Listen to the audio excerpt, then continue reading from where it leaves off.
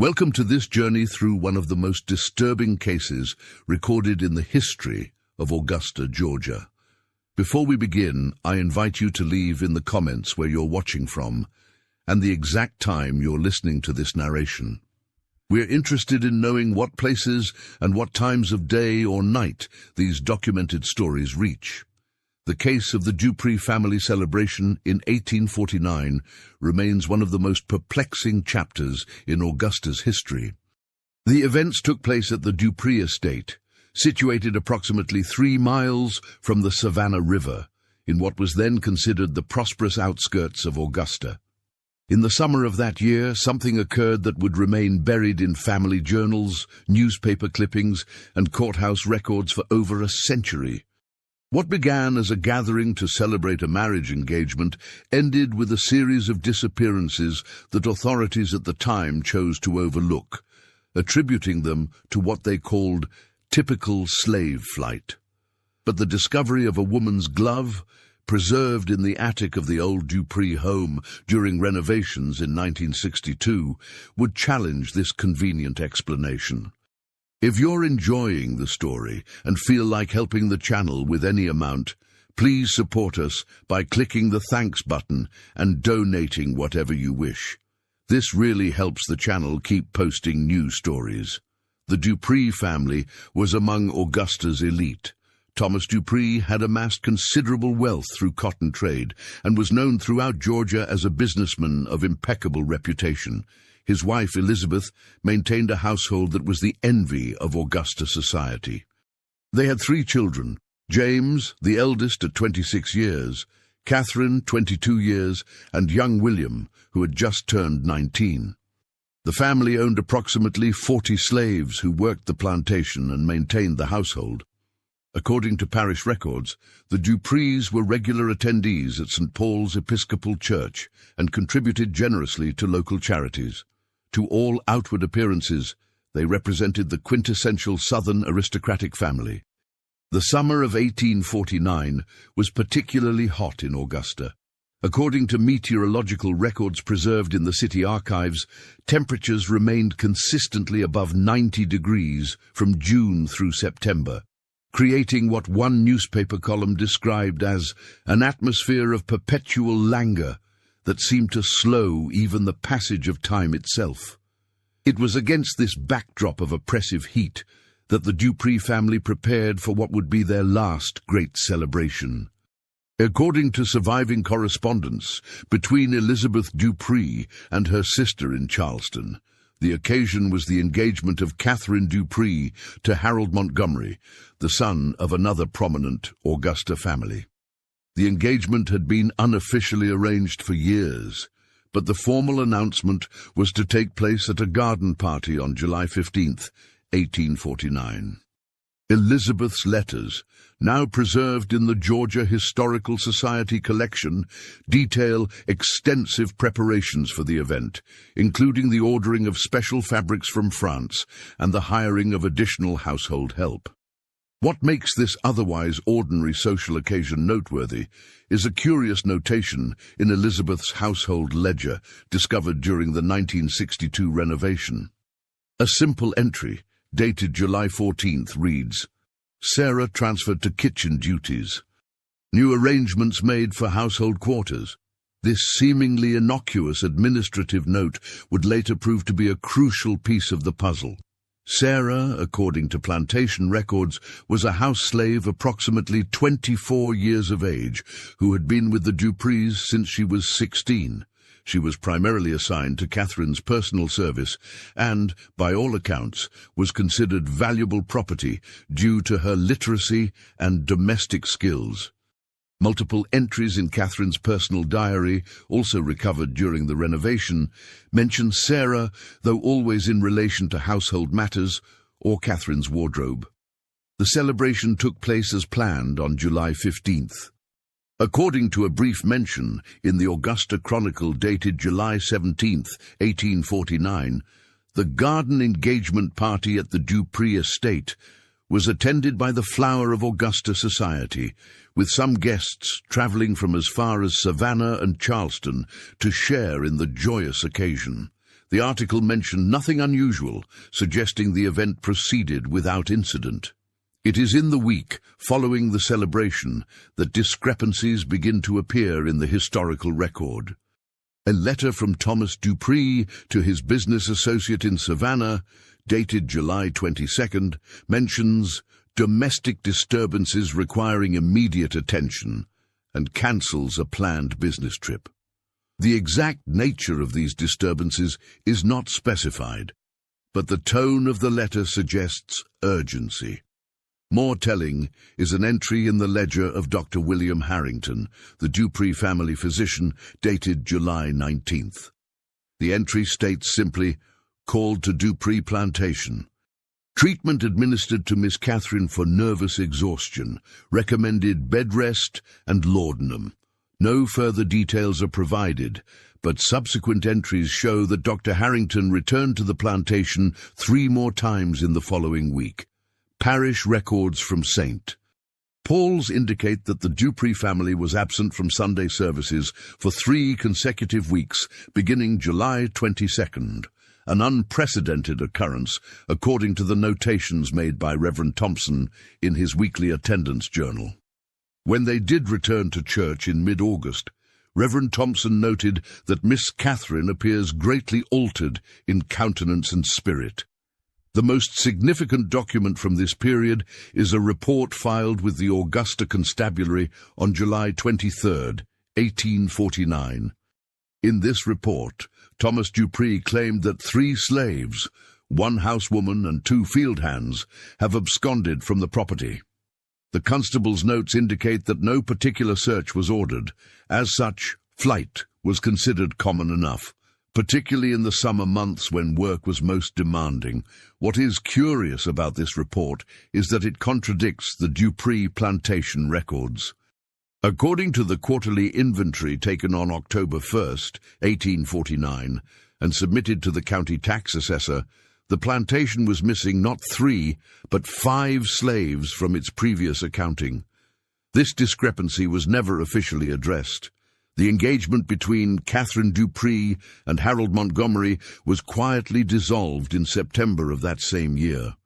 No public announcement was made, but correspondence between Elizabeth Dupri and her sister references Catherine's continued indisposition and the mutual decision to postpone any matrimonial plans indefinitely. Harold Montgomery married the daughter of a Savannah shipping merchant the following year. Catherine Dupri never married. She remained in her parents' household until their deaths in 1861 and 1863, respectively. Upon inheriting the estate, she sold the plantation and moved to a smaller residence in Augusta proper, where she lived in relative seclusion until her death in 1892. The story might have ended there, another footnote in Augusta's antebellum history, had it not been for the renovations undertaken by the Peterson family, who purchased the old Dupri home in 1962. During the removal of an attic wall, workers discovered a small space between the exterior wall and the chimney stack. Inside this space was a woman's glove, discolored with age but remarkably preserved in the dry attic air. The glove, made of fine white cotton with delicate embroidery at the wrist, was of a style consistent with those worn by wealthy women of the antebellum South. What made this particular glove notable was what was found inside it, a folded piece of paper containing what appeared to be a partial letter written in a careful, educated hand, and a small brass key. The letter fragment, now housed in the Augusta Historical Society collection, contains just 3 complete sentences. "I know what happened in the east cellar. I saw you through the door crack. The blood will never wash away." The letter bears no signature, date, or addressee. Dr. Martin Collins, a historian who examined the artifacts in 1964, noted in his analysis that the handwriting appeared to be that of someone who learned to write as an adult rather than a child. The letters were formed precisely, but with a certain stiffness characteristic of later life literacy acquisition. This observation led to speculation that the letter might have been written by someone who was not part of the educated gentry. The small brass key was identified as being consistent with the type used for household furniture of the period, possibly a desk or jewelry box. Despite extensive examination of the remaining Dupri family possessions that had been donated to various historical collections, no matching lock was ever found. The discovery prompted amateur historian Eleanor Watson to delve deeper into the Dupri family history. In her self-published monograph, Unheard Voices, Slave Narratives of Augusta, 1967, she presents the theory that the glove and its contents were hidden by Sarah, the house slave mentioned in the Dupri family records. Watson suggests that Sarah, having witnessed something during or after the engagement party, may have attempted to use this knowledge as leverage, possibly in an attempt to secure her freedom. Watson's research uncovered a curious detail in the records of a plantation some 40 miles from Augusta. In a slave inventory dated September 1849, there appears a new acquisition described as one female, approx 25 Vuoshars field hand, purchased from T.D. of Augusta. The price paid was significantly below market value for a healthy female slave of that age. Watson speculates that T.D. refers to Thomas Dupri, and that this transaction may represent an attempt to remove Sarah from the area. What actually transpired at the Dupri plantation in July 1849 remains largely conjecture. The official record shows nothing more than a family celebration followed by the routine disappearance of several slaves, a common enough occurrence in the antebellum South that it warranted little official attention. Yet certain facts cannot be dismissed. Catherine Dupri's sudden nervous exhaustion immediately following the party, the discrepancy between the number of slaves reported missing and the actual reduction in the plantation's human inventory, the dissolution of Catherine's engagement, and perhaps most tellingly, the hidden glove containing what appears to be a witness's accusation. The east cellar referenced in the letter fragment was identified during the 1962 renovation as a small storage room adjacent to the main cellar, accessed through a narrow door that had been sealed with bricks and plaster at some point before the Civil War. When opened, the room contained nothing but empty shelving and an unusual stain on the dirt floor that, according to the renovation foreman's report, appeared to have been repeatedly covered with lime. No forensic testing was performed on the stained earth, as such procedures were not standard in historical renovations of that period.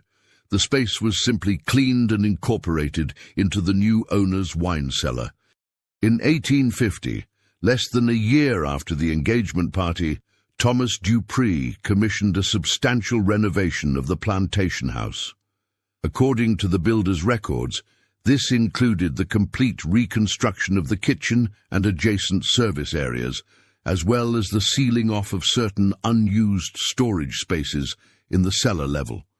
The cost of these renovations represented a significant expenditure, particularly notable as it coincided with a downturn in cotton prices that affected many plantation owners' finances. James Dupri, the eldest son, left Augusta in 1851 to establish a trading company in New Orleans.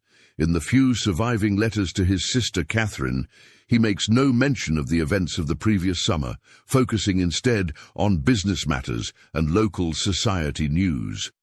His correspondence becomes increasingly infrequent after 1853 and ceases entirely by 1855. According to New Orleans parish records, he died of yellow fever during the epidemic of 1858, unmarried and without children. The youngest son, William, joined the Confederate Army in 1861 and was killed at the Battle of Antietam in 1862. His personal effects, returned to Catherine after his death, included a small leather-bound journal. Most entries concerned military life, but a passage dated December 25, 1861, reads, Christmas brings memories I would rather forget. I dream still of the sounds from below the floorboards. God forgive us all for what was done and what was not done. Perhaps the most intriguing piece of evidence comes not from the Dupri family at all, but from a statement recorded by Reverend Thompson in his private journal. The entry, dated August 26, 1849, recounts a conversation with Elizabeth Dupri after Sunday services. According to the Reverend, Mrs. Dupri appeared greatly troubled in spirit and inquired about the Lord's capacity for forgiveness when one has not committed a sin directly, but has allowed it to occur through silence or absence. Reverend Thompson noted that he assured her of God's infinite mercy, but was struck by a hollow quality to her relief, as though she sought absolution for something beyond the reach of mere words. He further observed that Thomas Dupri, who would normally have accompanied his wife to the rector's office, instead waited by the carriage with a countenance suggesting impatience rather than penitence. Montgomery family records offer little additional insight. A letter from Harold Montgomery to his cousin in Virginia, dated October 1849, makes only passing reference to the broken engagement. The matter with the Dupri girl has been concluded to the satisfaction of all concerned. Father assures me that my prospects remain undiminished and indeed may be improved by this change in circumstances. Catherine Dupri lived the remainder of her life in increasing seclusion. Neighbors' accounts describe her as becoming peculiar in her later years, reportedly refusing to employ household help and maintaining an unusual preoccupation with the security of her home. The Augusta Chronicle's brief obituary in 1892 mentioned her charitable contributions to the Episcopal Church and the local orphanage, but noted that she had long since withdrawn from society's embrace. After Catherine's death, her personal papers and possessions were divided among distant relatives, many of whom had never met her.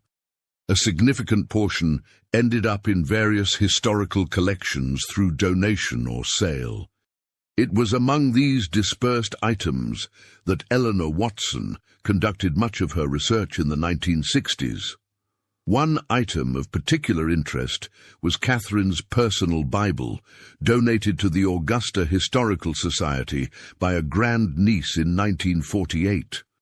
The Bible contains typical family notations of births, deaths, and marriages, but also includes a pressed flower, identified as a black-eyed Susan, between the pages where the Book of Psalms opens to the 51st Psalm, which begins, "Have mercy upon me, O God, according to thy loving kindness, according unto the multitude of thy tender mercies, blot out my transgressions. Wash me thoroughly from mine iniquity, and cleanse me from my sin."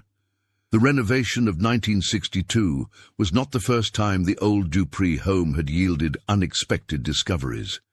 According to county records, a previous renovation in 1934 was halted when workers uncovered what appeared to be human remains while excavating for a new septic system. The remains were found in an area that would have been near the old slave quarters, approximately 100 yards from the main house. The coroner's report, filed on June 12, 1934, indicates that the bones were determined to be of considerable age, likely predating the current century, and were assumed to be from an unmarked slave burial. No further investigation was deemed necessary, and the remains were reinterred in an unmarked section of the city cemetery. Dr. Collins, in his 1964 analysis, notes the curious fact that the location where these remains were found does not correspond to any known slave burial ground on the original plantation maps. The Dupri plantation, like most large estates of its time, had a designated area for slave burials, but it was located on the opposite side of the property.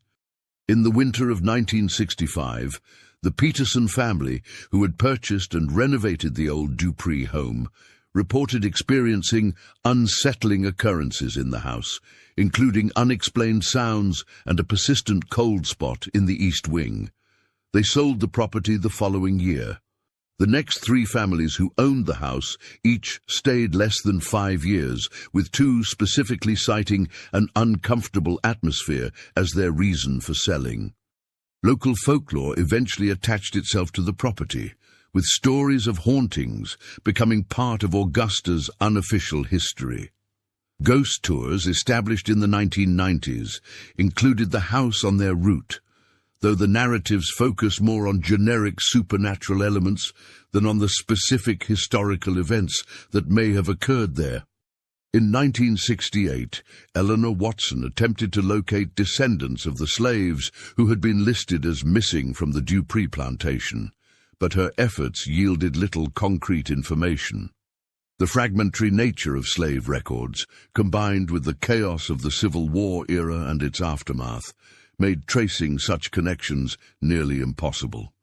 She did, however, uncover one tantalizing lead in the form of an interview conducted in 1937 as part of the Federal Writers' Project collection of former slave narratives.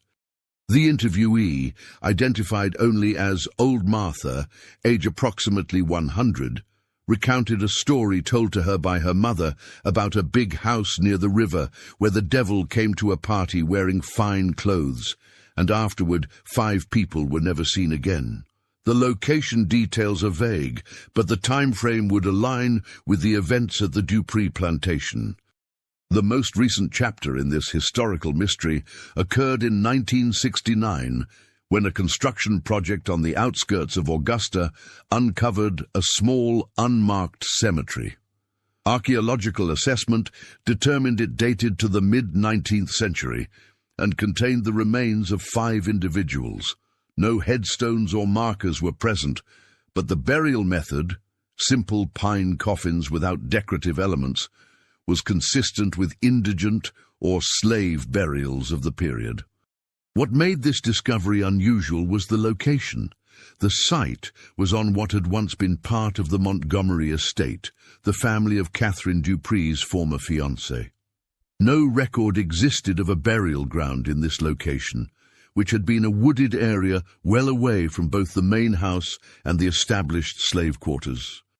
Forensic analysis, limited by the technology available in the late 1960s, determined only that the remains included those of 3 men and 2 women, all adult. One female skeleton showed evidence of a healed fracture to the right forearm, consistent with a defensive injury. No cause of death could be determined for any of the remains. The connection between these burials and the events at the Dupri plantation remains speculative. The remains were eventually reinterred in Augusta's historical cemetery with a simple marker noting only the estimated time period and the date of discovery. As with many historical mysteries, the full truth of what transpired at the Dupri plantation in the summer of 1849 may never be known. The physical evidence is fragmentary, the documentary record incomplete, and those who witnessed the events firsthand have long since passed away, taking their secrets with them. What remains are the tantalizing clues: a hidden glove containing an accusatory note, discrepancies in official records, a family's sudden withdrawal from society, architectural modifications that concealed rather than revealed, and 5 unmarked graves on neighboring property. The glove itself, that small piece of evidence that launched this historical inquiry, remains in the collection of the Augusta Historical Society. The white cotton has yellowed with age, the once delicate embroidery now faded and fragile, but the object retains a certain power, a tactile connection to events long past, to words written in fear or defiance, to secrets hidden within walls. In 1890, 2 years before her death, Catherine Dupri made her final public appearance at a church fundraising event. A local newspaper reported that when asked about her long absence from society, she replied with a quote from Shakespeare, "What's done cannot be undone." The reporter noted that though her voice was steady, Her fingers worked continuously at the edge of her glove, as though seeking to remove it despite the cool temperature of the evening. The old Dupri plantation house still stands on the outskirts of Augusta, though the land around it has been parceled and developed over the decades.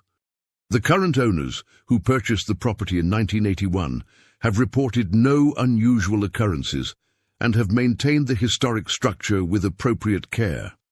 The east cellar now serves as a media room, its walls and floor completely renovated, any secrets they might have held, long since buried beneath layers of modern construction. Yet for those who know the story, who have examined the fragments of evidence and the gaps in the historical record, the house represents something more than just another antebellum landmark. It stands as a monument to the unspoken, to the crimes that history records only in whispers and absences, in the spaces between official accounts. The glove discovered in 1962, a lady's glove, though perhaps not originally belonging to a lady, reminds us that history is often written not just by the victors, but by those with the power to create and preserve official records. For every document that survives in archives and historical collections, countless others have been destroyed or hidden, taking with them perspectives that might have challenged the accepted narrative. In the case of the Dupri plantation, we are left with questions that echo across the centuries. What was seen through that door crack? Whose blood stained the cellar floor?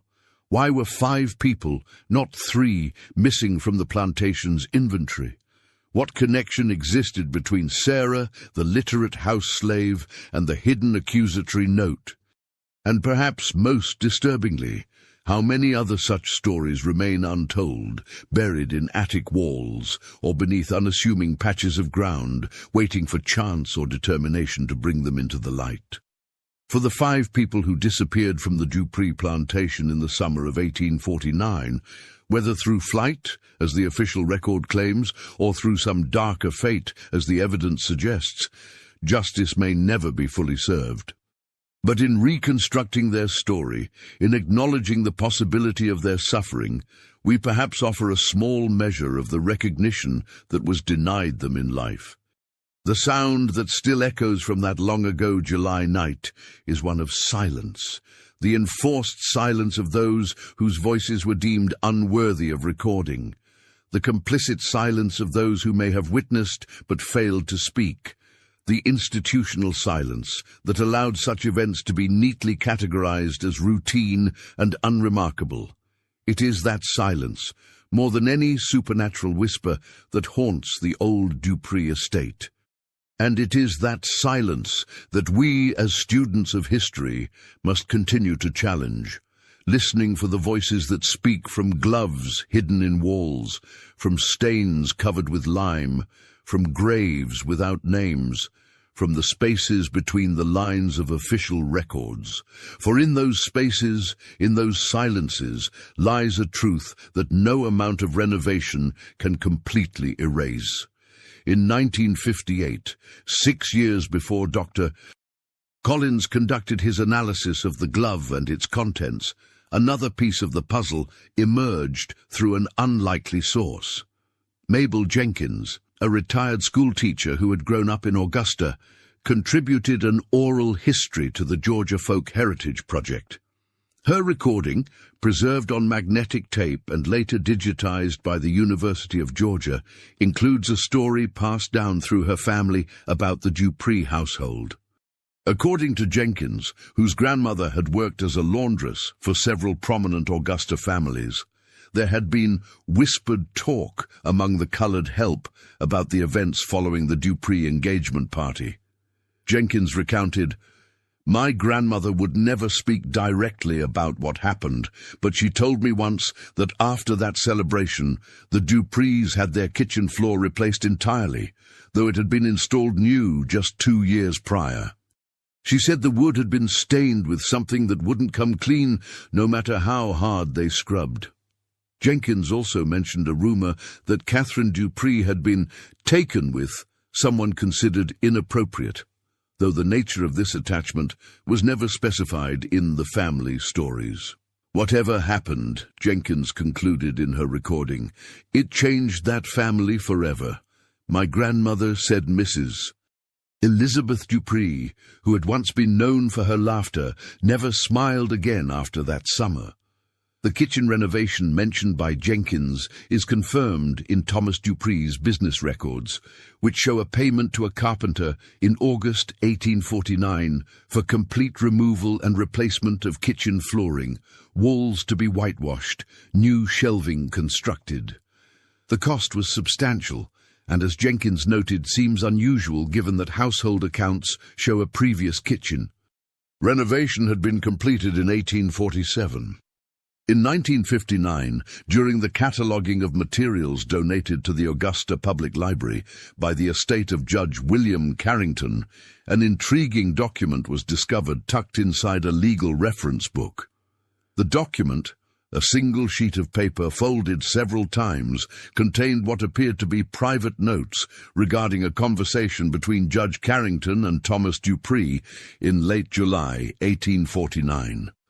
The notes, presumably made by the judge himself, are cryptic but suggestive. TD inquires about legal standing, property destruction, advise that owners' rights are absolute, discussion of moral taint on goods used in commission of acts against natural law. TD inquired about legal requirement to report certain discoveries to authorities. Advised that in the absence of a white complainant, the matter remains within the purview of the property owner. Judge Carrington, who served on the Augusta Circuit Court from 1836 to 1852, was known for his strict interpretation of property laws and his generally pro-slavery judicial decisions. His relationship with Thomas Dupri appears to have been both professional and social, as Dupri's name appears on guest lists for several of the judge's dinner parties in the years before 1849. The discovery of the judge's notes raised new questions about what Thomas Dupri might have been seeking legal advice for in the aftermath of the engagement celebration. The reference to property destruction and moral taint suggests something beyond routine plantation management issues, while the mention of certain discoveries implies that something unexpected had been found. Perhaps most telling is the judge's apparent assurance that without a white complainant, no legal proceedings would be necessary. This reinforces the theory that whatever occurred at the Dupri plantation involved the enslaved members of the household, whose testimony would have carried no legal weight in antebellum Georgia. In the fall of 1962, shortly after the discovery of the glove in the Dupri house wall, Augusta experienced unusually heavy rains that caused localized flooding, particularly along the former route of the Augusta Canal. During efforts to clear a blocked drainage ditch near what had once been the southeastern boundary of the Dupri property, workers uncovered a small metal box that had apparently been washed out of the embankment. The box, approximately 6 inches long and 4 inches wide, was made of tin and had been soldered shut. When opened by county officials, it was found to contain several items: a small book of common prayers, printed in 1835, a braided lock of dark hair tied with thread, a hand-carved wooden figure about 3 inches tall, representing a woman in a long dress, and most significantly, a folded piece of paper containing what appeared to be a partial map. The map, drawn in ink on what seems to be a page torn from a ledger book, shows what is clearly the Dupri house and surrounding outbuildings. Several areas are marked with small X's, and there is writing along the bottom edge that has become illegible due to water damage. The only decipherable words are beneath the, and what might be stones or storage. Dr. Collins examined this map as part of his broader investigation and noted that one of the marked locations corresponds approximately to where the human remains were discovered during the 1934 renovation. Another marked spot appears to be in or near the east cellar mentioned in the letter found inside the glove. The significance of the other items in the tin box is less clear. The prayer book contains no inscriptions or markings that might identify its owner. The wooden figure, according to an anthropologist consulted by Dr. Collins, bears some resemblance to folk art traditions brought from West Africa but modified by generations of cultural adaptation in the American South. The braided lock of hair was subjected to limited forensic analysis in 1964, which determined only that it came from a human with dark hair, possibly female, based on the length and fineness of the strands. More detailed DNA analysis was not available at that time. The provenance of the tin box remains unknown. Its location near the boundary of the former Dupri property suggests it may have been deliberately buried or hidden there, rather than being part of household refuse. The fact that it was soldered shut indicates an intention to preserve its contents against the elements, suggesting the items held significant value, practical, sentimental, or evidentiary, to whoever concealed them. In his unpublished manuscript, Shadows of Augusta, Untold Histories of the Antebellum Elite, completed in 1966 but never published due to his sudden death that same year, Dr. Collins proposed a theory about the events of July 1849. Based on his analysis of all available evidence, he suggested the following scenario. The engagement celebration between Catherine Dupri and Harold Montgomery served as a catalyst for the revelation of some long-suppressed truth involving Sarah, the literate house slave assigned to Catherine's personal service. The nature of this truth, whether it concerned an inappropriate relationship, a witnessed crime, or some other damaging information, remains speculative, but it was sufficiently serious to warrant both immediate violent action and subsequent extensive cover-up efforts. The physical evidence suggests that whatever occurred likely took place in the east cellar and possibly also in the kitchen, areas which later underwent significant and unusually rapid renovation. The discrepancy between reported and actual missing slaves indicates an attempt to obscure the true count of those who disappeared, whether through death or forced relocation. The involvement of Judge Carrington suggests legal concerns that extended beyond routine plantation management, while the subsequent social isolation of the Dupri family, particularly Catherine, points to a scandal or tragedy significant enough to alter the course of multiple lives. Dr. Collins concluded his manuscript with a poignant observation. In the archaeology of silence, we sometimes find the loudest testimony to historical truth. The Dupri case represents not a single isolated incident, but rather a window into the uncounted, unrecorded atrocities that formed the foundation of antebellum Southern society. Atrocities preserved not in official histories, but in hidden gloves, buried boxes, and the whispered stories passed down by those who had no other means of bearing witness. Following Dr. Collins' death, his research materials were donated to the University of Georgia Archives. In this letter, dated March 18, 1966, Elizabeth Montgomery Childers shared a family story that had been passed down through generations. My great-grandfather seldom spoke of his broken engagement to Catherine Dupri, but once, in his later years, he told my grandmother that he had narrowly escaped becoming part of a family whose fortune was built on particular cruelties that went beyond the usual sins of our time. When pressed for details, he would say only that some matters are best left buried with the dead, and that his decision to end the engagement had been the wisest choice of a fortunate life. This cryptic statement suggests that Harold Montgomery may have learned something about the Dupri family that caused him to withdraw from the engagement, rather than the dissolution being solely Catherine's decision, as the official narrative implied. Among these materials was correspondence with a descendant of Harold Montgomery, Catherine Dupri's former fiancé, who had initially refused to be interviewed for the manuscript, but had later written to Collins privately. The timing of the broken engagement, coming shortly after the mysterious events following the celebration, adds weight to this interpretation. In 1968, when the unmarked graves were discovered on former Montgomery property, Elizabeth Montgomery Childers was again contacted by researchers. Her response, preserved in the University of Georgia archives, was brief but telling. "I am not surprised by this discovery, though I can offer no specific information about these unfortunate souls.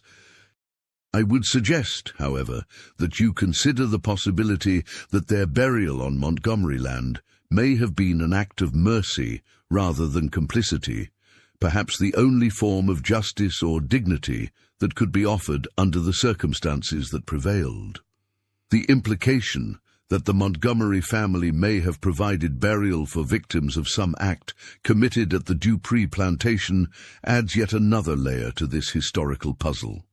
If true, it suggests a complex moral calculation on the part of Harold Montgomery and his family, distancing themselves socially from the Dupris while providing some measure of respect for those who had suffered, yet never publicly exposing whatever they knew.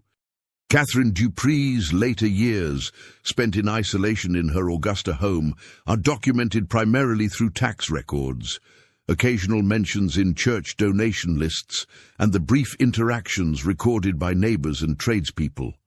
These fragmentary glimpses suggest a woman haunted by her past, though the exact nature of her burden remained unspoken.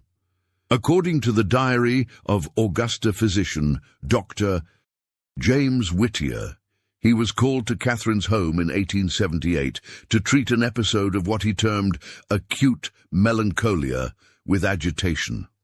His notes indicate that she was found by her sole household servant, a free black woman named Mary Turner, pacing in her garden at dawn, clutching a small object to her chest and repeating the phrase, "They were innocent, all innocent, Doctor."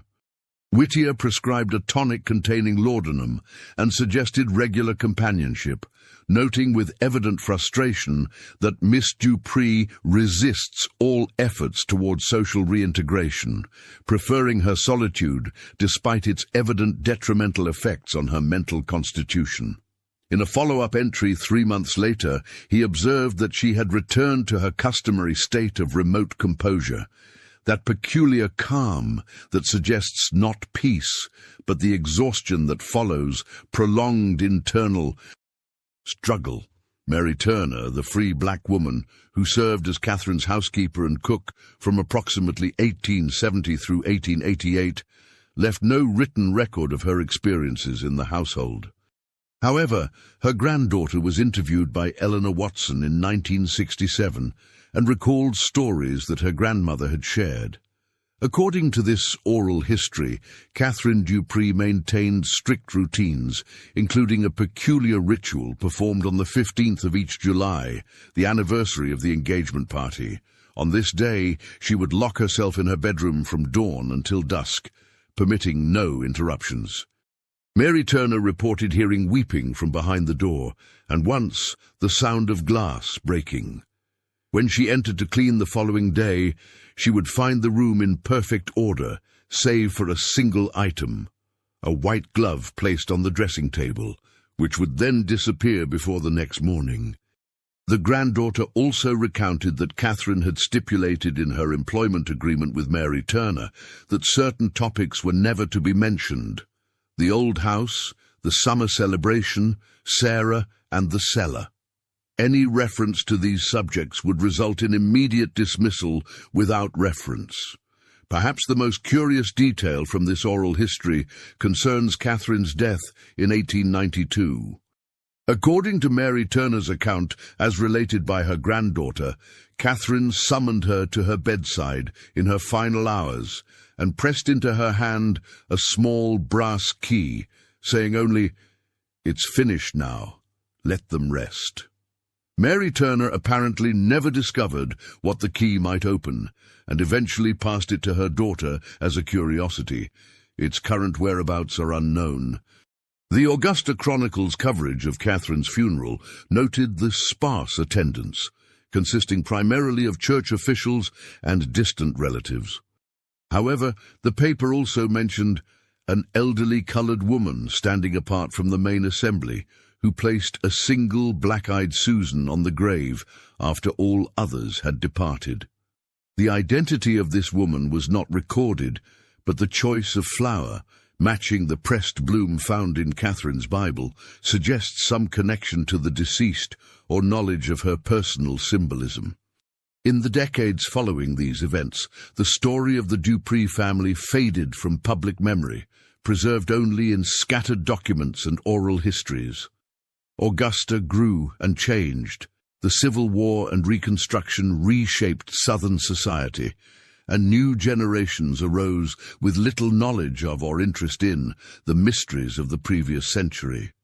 Yet the physical evidence remained: the renovated house with its hidden spaces and replaced floors, the unmarked graves on Montgomery land, the glove with its accusatory note, the tin box with its curious contents, the cellar stained with something that required lime to mask it. In 1969, the Augusta Historical Society commissioned a commemorative volume celebrating the city's bicentennial. The initial draft included a brief section on unsolved mysteries of old Augusta, which contained a paragraph about the Dupri case. Before publication, however, this section was removed at the request of several prominent local families, including descendants of the Montgomerys and of Judge Carrington. The official reason given for this editorial decision was that such speculative matters, based largely on folklore rather than documented fact, have no place in a serious historical work. An internal memo, preserved in the Historical Society's archives, suggests another motivation.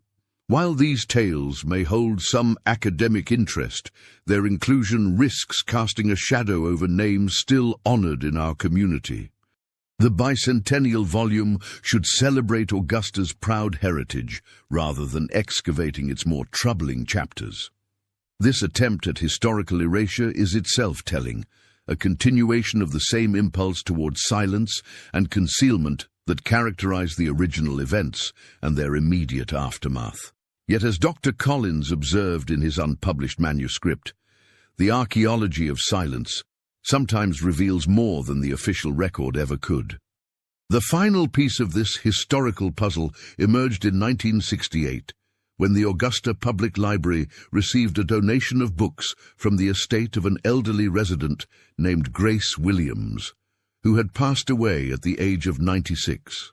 Among these volumes was a copy of The Complete Works of William Shakespeare, published in 1842. Inside this book, pressed between the pages of Macbeth, was a newspaper clipping from the Charleston Mercury, dated September 3, 1849. The small article, only 3 paragraphs long, reported that a female slave of unusual literacy had been apprehended in the city, attempting to board a vessel bound for Philadelphia. According to the report, she had been carrying papers suggesting she was free, but these were determined to be forgeries. The article concluded by noting that the woman, who gave her name as Lucy, but was identified by her owner as Sarah, property of T. Dupri of Augusta, was returned to her master's agent for transport back to Georgia. No further record of this Sarah appears in any known historical document.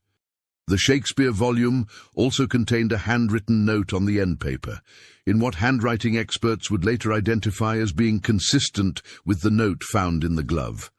"I have seen what makes angels weep.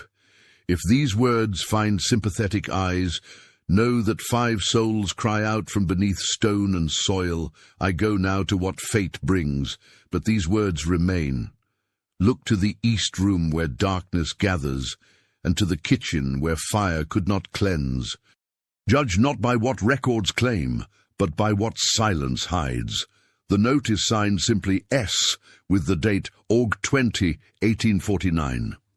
The presence of this book in Grace Williams' possession raises questions about her connection to the events. Research into her background revealed that she had been born in Philadelphia in 1872, to parents who had moved north from South Carolina after the Civil War. Census records list her father's occupation as seaman, suggesting a possible link to maritime networks that were often involved in the Underground Railroad. Could Grace Williams have been related to someone connected to the Dupri case? Did the Shakespeare volume, with its hidden newspaper clipping and cryptic note, pass through the hands of those involved in attempted escapes from Southern slavery? These questions remain unanswered, another set of tantalizing possibilities in a story defined by its gaps and silences.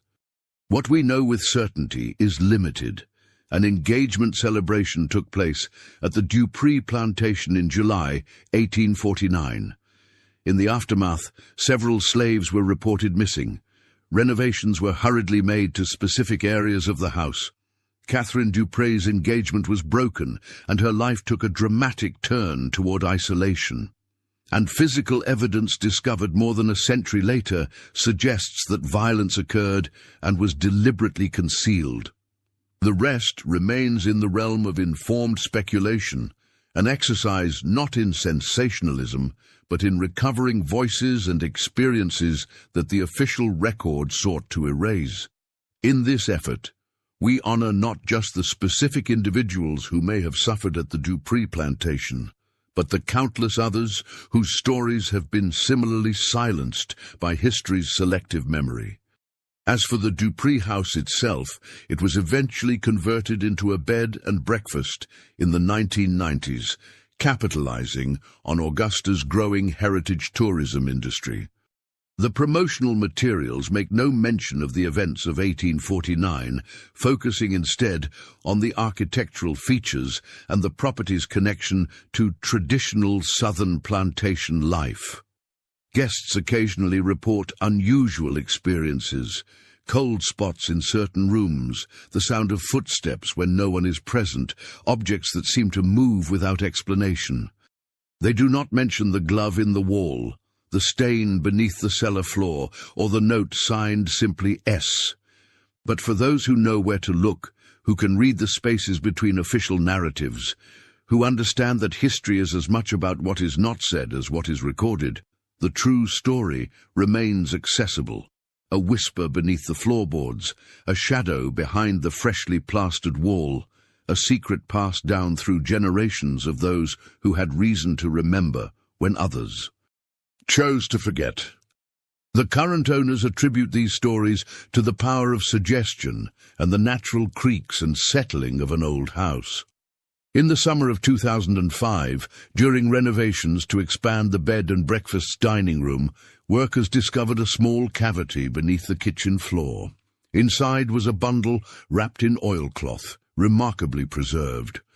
The bundle contained a simple wooden doll, similar to the one found in the tin box years earlier, and a scrap of fabric that appeared to be cut from a white cotton glove.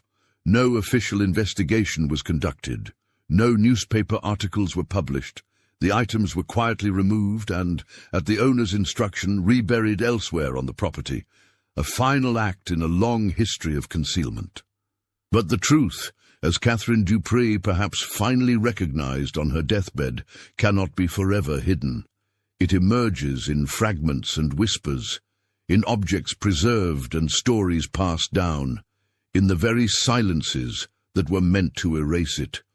And in that emergence, however partial and belated, lies a kind of justice, not complete, not adequate to the suffering endured, but a testament to the enduring power of witness, even across the vast divides of time, power, and historical amnesia. For Sarah and the others who disappeared from the Dupri plantation in the summer of 1849, this telling of their story, pieced together from gloves in walls and stains beneath floors, from cryptic notes and unmarked graves, may be the only memorial they will ever receive. In the absence of justice, we offer remembrance. In the face of silence, we speak their names. And in doing so, perhaps we help to ensure that the sound that still echoes from that long-ago July night is not the silence of erasure, but the persistent whisper of truth that refuses, despite all efforts, to remain buried.